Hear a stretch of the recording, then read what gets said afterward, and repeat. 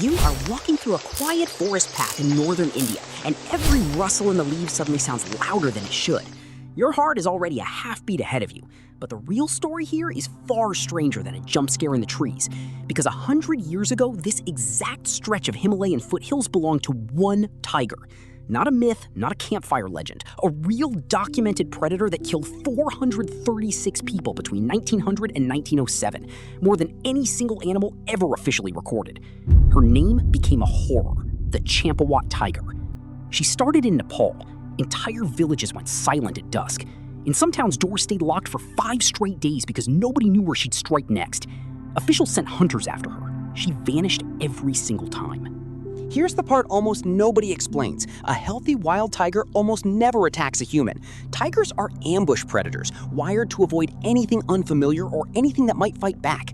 So what turns an apex predator into something that specifically hunts people? Nearly always injury. When Jim Corbett, the hunter eventually called in to track her down, finally killed the Champawat Tiger in 1907, he examined her body afterward. 2 of her canine teeth were broken, an old wound, likely from a failed strike at a porcupine years earlier. She could no longer kill her normal prey fast enough. Deer and wild boar were too quick, too dangerous, armed with hooves and tusks she couldn't risk anymore. Humans, walking upright, alone, unarmed on forest paths, were simply easier. She wasn't born a monster. She was a wounded animal solving a survival problem the only way she had left. And once she learned that humans were survivable prey, that lesson didn't fade. A tiger doesn't forget a hunting method that worked. This wasn't just one hunter's theory either. Corbett documented the same pattern across nearly every man-eating tiger he ever tracked. A broken jaw, an old gunshot wound, teeth worn down by age. Healthy tigers stay deep in the forest. Injured ones get desperate. Desperate animals take risks a healthy one never would.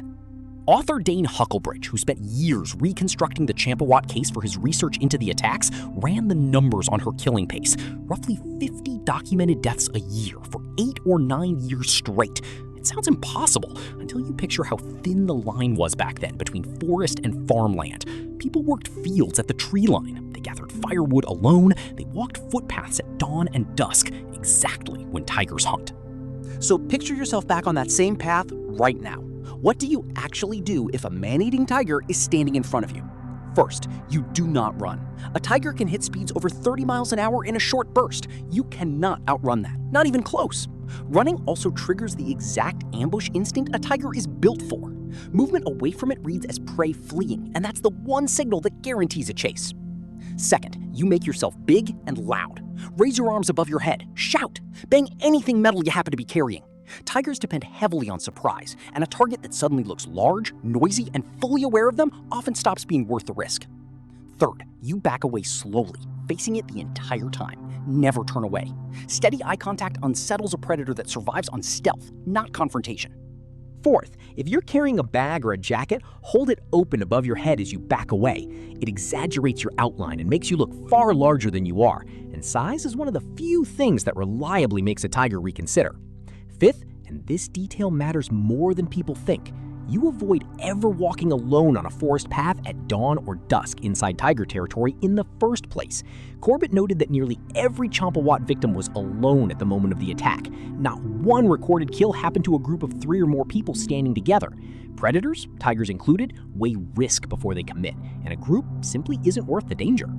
That last detail is the one modern researchers still rely on. Wildlife biologists studying tiger-human conflict zones across India today, including field researcher Vidya Athreya, have documented the exact same pattern decades later. Villagers who travel in groups, stay loud, and remain visible near dusk face far fewer attacks than those who go out alone. It isn't superstition. It's the same math the Champawat Tiger was running from the other side of the equation a century earlier. Eventually, that same local knowledge is what ended her reign. Corbett didn't win with firepower. He tracked her using a wounded girl's blood trail, gathered nearly 300 villagers to beat the forest and push her forward, and waited at the one crossing point he calculated she'd have to take. One shot, 7 years of terror, over in a single second. And here's the twist almost nobody mentions. Killing her didn't turn Corbett into a lifelong trophy hunter. It changed him completely. Watching what injury and desperation does to a predator and what fear does to an entire community pushed Corbett toward becoming one of India's earliest conservationists. The national park that later carried his name wasn't built to celebrate a kill. It was built because a man who once feared this exact forest spent the rest of his life trying to protect what remained of it. So the next time you're walking somewhere quiet and a branch snaps behind you and your whole body tenses for half a second, remember what that instinct actually is. It isn't irrational, it's ancient. It's the same calculation that prey animals, hunters, and villagers in the Himalayan foothills have been running for as long as tigers and people have shared the same ground.